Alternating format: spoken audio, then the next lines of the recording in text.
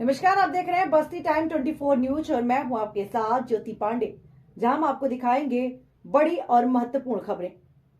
तो हर राज्य की खबरों को देखने के लिए चैनल को अभी लाइक करना, सब्सक्राइब करना और शेयर करना ना भूलें।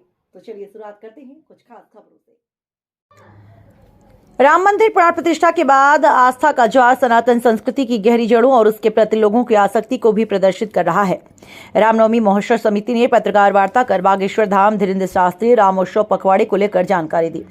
विश्व हिंदू परिषद की ओर से संचालित रामनवमी महोत्सव समिति द्वारा रामनवमी महोत्सव इस बार अयोध्या धाम राम मंदिर प्राण प्रतिष्ठा के बाद पहली रामनवमी होने से शहर में रामोत्सव पखवाड़ा का आयोजन होगा, जिसमें विभिन्न धार्मिक कार्यक्रमों का आयोजन होगा। इस विशाल उत्सव को लेकर शहर में गजब का उत्साह व राम में नजारा देखने को मिल रहा है। इसके साथ ही बागेश्वर धाम सरकार के पीठाधीश्वर व देश में हनुमंत भक्ति से करोड़ों लोगों में आस्था का संचार करने वाले धीरेन्द्र कृष्ण शास्त्री पहली बार सूर्य नगरी आ रहे हैं।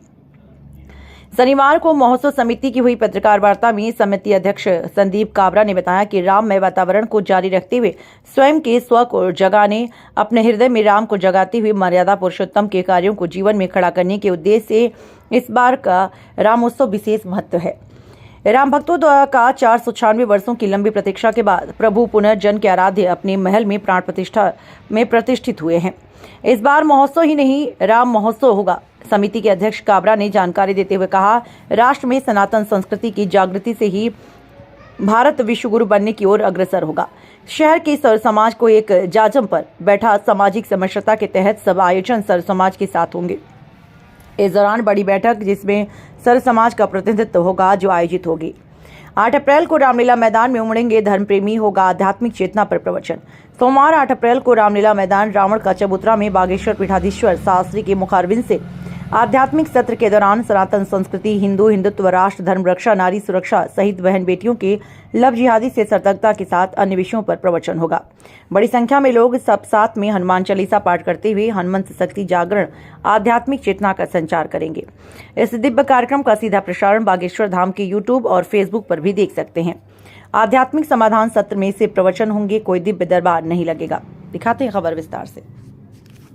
रामनवमी महोत्सव समिति जो विश्व हिंदू परिषद के अंतर्गत गठित और संचालित है, उसके माध्यम से इस बार रामोत्सव और रामनवमी को मनाने के लिए परसों यानी 8 तारीख की दोपहर में पूज्य धीरेन्द्र कृष्ण शास्त्री जी बागेश्वर धाम सरकार सर्वप्रथम मारवाड़ की इस धरा पर जोधपुर पधार रहे हैं और उनके माध्यम से हनुमान शक्ति जागरण का और आध्यात्मिक प्रवचन और आशीर्वचन का कार्यक्रम हम करने जा रहे हैं, जिसमें मैं समझता हूँ कि मारवाड़ से अब तक की सर्वाधिक बड़ी धर्म सभा विश्व हिंदू परिषद के अंतर्गत जो आयोजित होने जा रही है वो होने वाली है और दशहरा मैदान रामलीला मैदान में इसका आयोजन हम करने जा रहे हैं।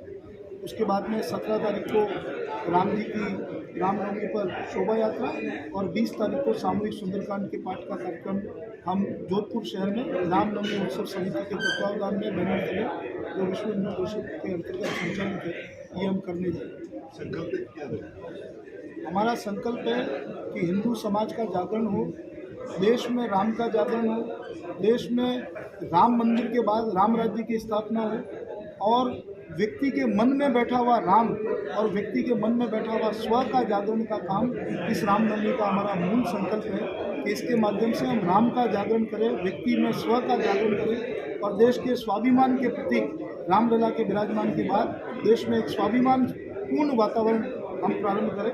ये हमारा मूल उद्देश्य और संकल्प है। महिलाओं के लिए महिला सशक्तिकरण और राम जी एक दूसरे के पूरक है। राम जी के जीवन चरित्र से महिला सशक्तिकरण के, महिला उद्धार के, महिलाओं की सहभागिता के जितने भी आयाम हैं उन सबको लोगों के बीच में लाकर लोकमत परिष्कार और आगामी दिनों में जो लोकसभा का चुनाव होने वाला है हम उसके निमित्त भी ये प्रयास करेंगे कि हमारे लोग अपने मतदान का अधिकतम उपयोग करें। नारी सशक्तिकरण से संबंधित और नारी सशक्तिकरण हिंदू धर्म में प्रारंभ से विश्व का ऐसा कोई धर्म नहीं है जिसमें नारी को प्राथमिकता के साथ पूजा जाता हो। किसी प्रकार की देवियों की पूजा विश्व के किसी भी धर्मशास्त्र में नहीं है। हिंदू धर्म के अतिरिक्त जहाँ सीता राम कहा जाता है, राधे श्याम कहा जाता है, पार्वती परमेश्वर कहा जाता है, तो हम नारियों के बीच में इस बात को लेकर जाएंगे कि हिंदू समाज नारी शक्ति को पूजन करने वाला समाज है। हमारे यहाँ शक्ति की देवी माँ दुर्गा है, लक्ष्मी धन धान्य की देवी और सरस्वती बुद्धि की देवी है। इन सभी चरित्रों को नारियों के बीच में पुनर्प्रस्थापित करके उनके स्व का जागरण करने का काम समिति करेगी। शहर में सभी लोगों के लिए आमंत्रण रहेगा। हम प्रमुख लोगों को सेवा बस्तियों में सभी समाजों के प्रमुखों को व्यक्तिगत रूप से मिलकर पीले चावल देकर इन कार्यक्रमों में सहभागिता के लिए हम सभी को आमंत्रित करेंगे।